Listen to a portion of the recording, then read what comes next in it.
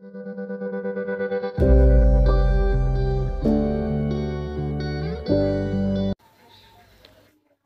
Railway NTPC तथा group D का पहला सीरीज है। इसमें 20 क्वेश्चन को देखेंगे जो पिछले विगत वर्षों में पूछा गया है।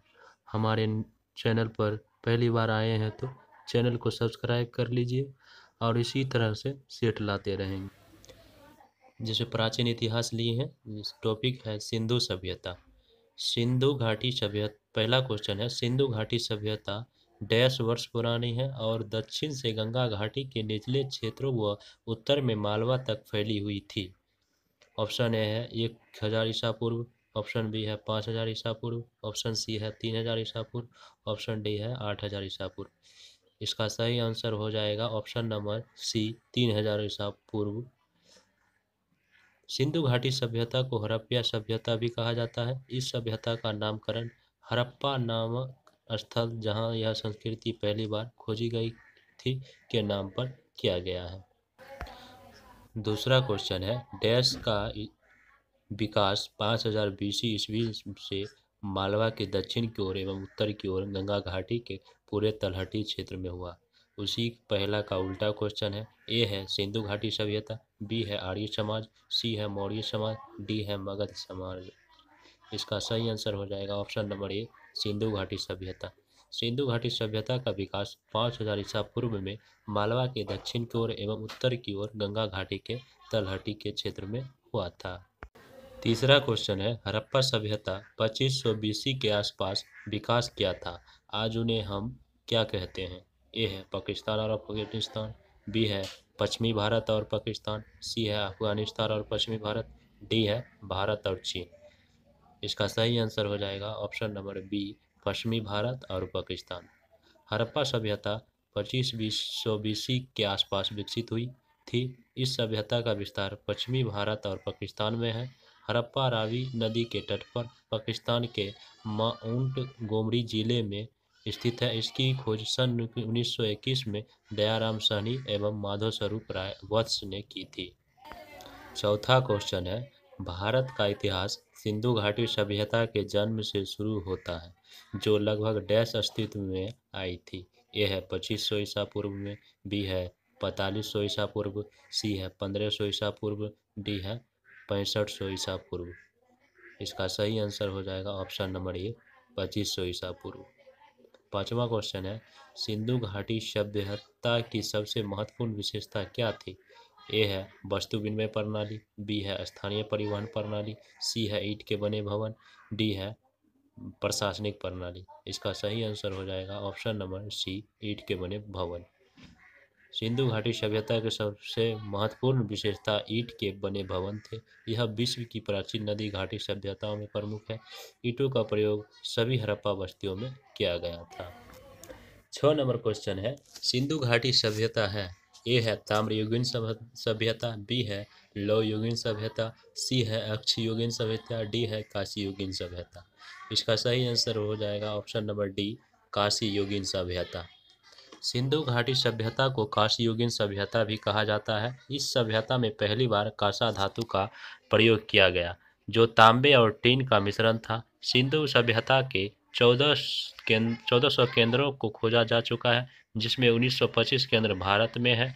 यह सभ्यता सिंधु और उसकी सहायक नदियों के आसपास विस्तृत थी। 7 नंबर क्वेश्चन है, सिंधु सभ्यता के लोग डैश बनाने के लिए तांबे और टीन को मिश्रित करते थे। ए है सीसा, बी है कांस्य, सी है लोहा, डी है सोना।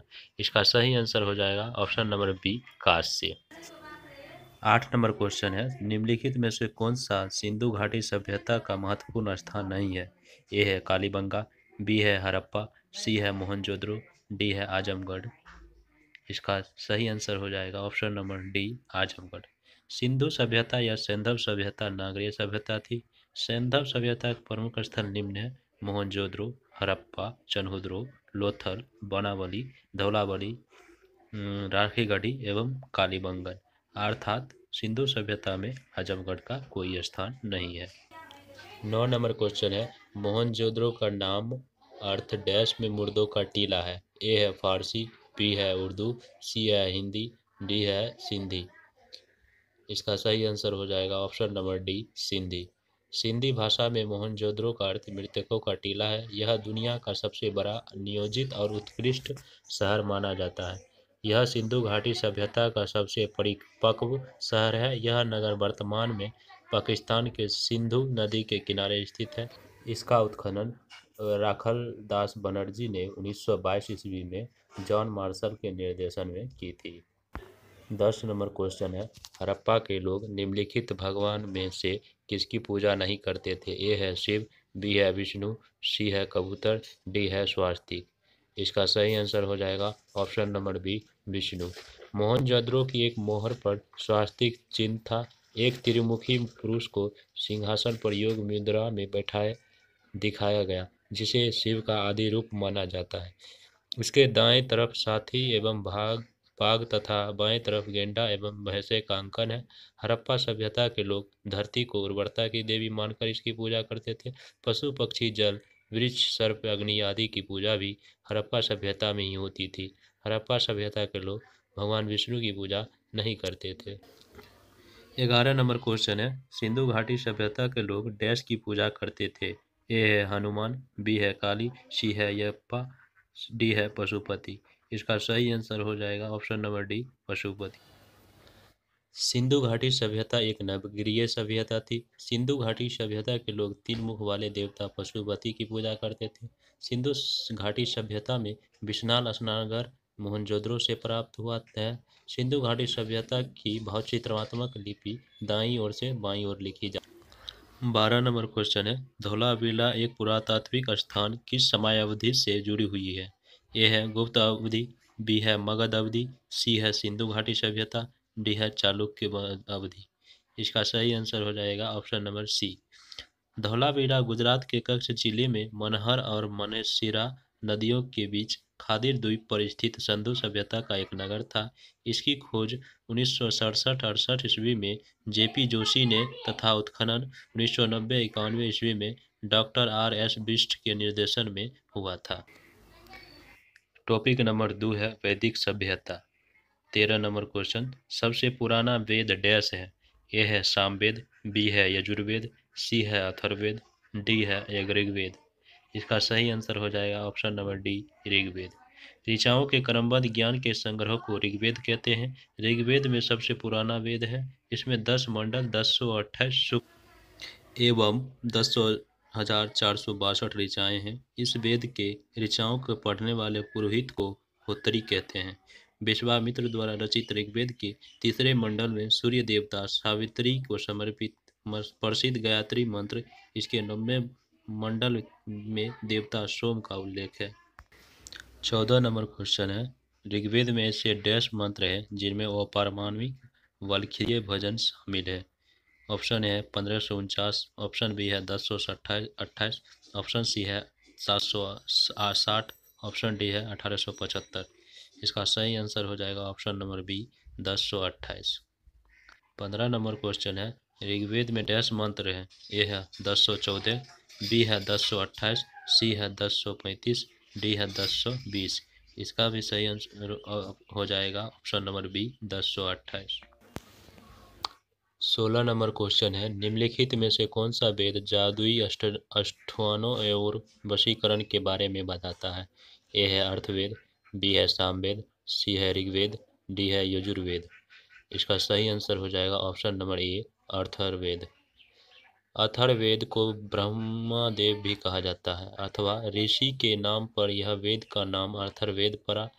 इसमें 20 अध्याय, 761-730 सूक्त व 5987 मंत्र है। इसमें वशीकरण, जादू टोना, भूत प्रेतों एवं औषधियों में संबंधित मंत्रों का वर्णन है। काशी का प्राचीनतम उल्लेख अथर्ववेद में ही मिलता है। 17 नंबर क्वेश्चन है, निम्नलिखित में से कौन सा वेद में संगीत का वर्णन है? ए है सामवेद, बी है यजुर्वेद, सी है ऋग्वेद, डी है अथर्ववेद। इसका सही आंसर हो जाएगा option number A, Samaveda. Samaveda में गाई जा सकने वाली ऋचाओं का संकलन है। इसे भारत संगीत का जनक कहते हैं। इसके पाठकर्ता को उद्गारित कर। 18 नंबर क्वेश्चन है, यजुर्वेद में यजुर का अर्थ क्या है? ए है जीवन, बी है प्रकृति, सी है बलिदान, डी है सत्य। इसका सही आंसर हो जाएगा ऑप्शन नंबर सी, बलिदान। यजुर्वेद में यजुर का अर्थ बलिदान है। यजुर्वेद हिंदू धर्म का एक महत्वपूर्ण श्रुति धर्म ग्रंथ है। इसमें यज्ञ एवं बलि की प्रक्रिया के बारे में बताया गया है। यह हिंदू धर्म के 4 प्रमुख ग्रंथों में से एक है। 19 नंबर क्वेश्चन है, निम्न में से किस वेद के बीमारियों का उपचार दिया है? ए है यजुर, बी है ऋग्वेद, सी है सामवेद, डी है अथर्ववेद। इसका सही आंसर हो जाएगा option number D, Atharvaveda. Atharvaveda में बीमारियों के उपचार के बारे में बताया गया है। अथर्ववेद में मनुष्यों के सामान्य विचारों तथा अंधविश्वासों का विवरण मिलता है। इसमें विविध विषयों से संबंधित मंत्र तथा रोग निवारण, समन्वय, राजभक्ति, विवाह तथा परिणय गीतों आदि के विवरण सुरक्षित हैं। यह अथर्वा ऋषि द्वारा रचित है। 20 नंबर क्वेश्चन है, भारत का राष्ट्रीय आदर्श वाक्य सत्यमेव जयते अर्थात सत्य की हमेशा विजय होती है किस प्राचीन भारतीय शास्त्र से उद्धृत एक मंत्र है? ए है ऋग्वेद, बी है मुंडकोपनिषद, सी है भागवत गीता, डी है मत्स्य पुराण। इसका सही आंसर हो जाएगा option number B, Mundakopanishad. Bharat का राष्ट्रीय आदर्श वाक्य सत्यमेव जयते अर्थात सत्य की हमेशा विजय होती है मुंडक उपनिषद से लिया गया है। यह सम्राट अशोक द्वारा बनवाए गए सिंह स्तंभ से लिया गया है।